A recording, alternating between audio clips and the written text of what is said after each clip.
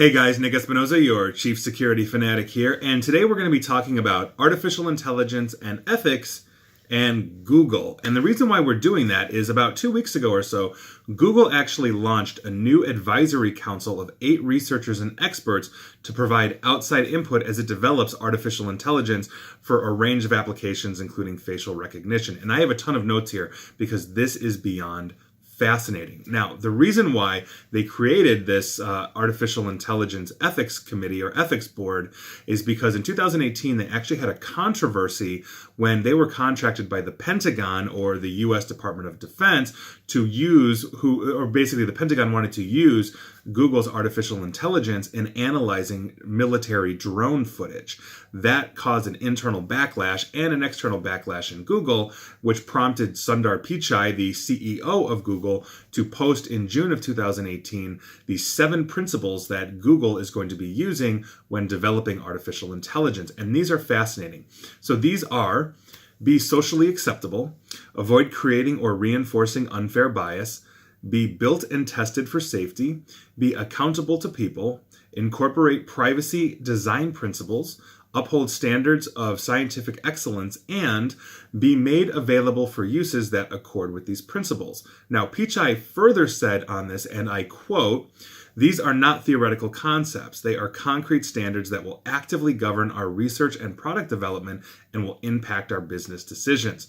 We'll see where that goes. That is the official statement from Google. Now, Pichai further went on to say that Google, meaning Google, are going to be avoiding specific things in technology and AI development. And these are technologies that cause or are likely to cause overall harm. Sounds like a good thing. Weapons or technologies whose principal purpose or implementation is to cause or directly facilitate injury to people. Again, I'm a fan. Number 3, technologies that gather or use information for surveillance violating internationally accepted norms. Seems like Google left themselves some wiggle room there, but okay. And finally, technologies whose purpose contravene widely accepted principles of international law and human rights.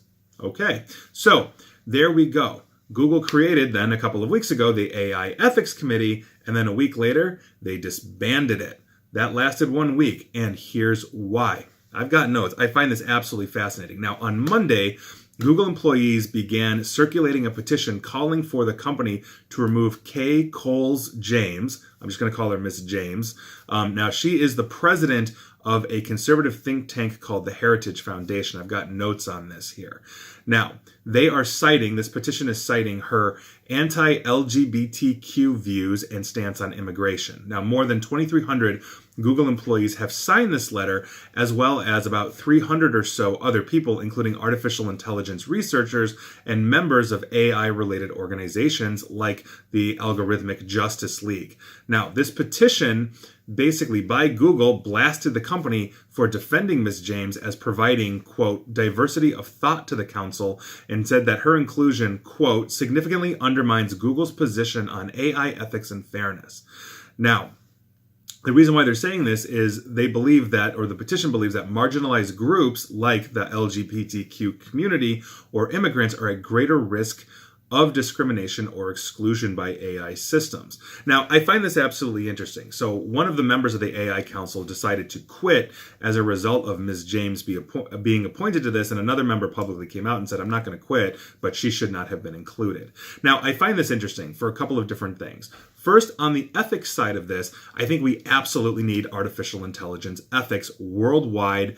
That has to be a standard, because if people are going off half-cocked and creating artificial intelligence, especially for military, God forbid we're all living in the Terminator in 20 years or something like that. And the last thing I want to be doing is fighting machines in my dying breath, or my kids. So take that for what it's worth. The next thing I found absolutely interesting is that I think what Google tried to do with this council is create a diversity of thought, bring people together from all walks of life, not just artificial intelligence or like-minded people. So they decided to include a conservative that had essentially views that were contradictory to essentially what the bulk of Google's employees, the views they hold.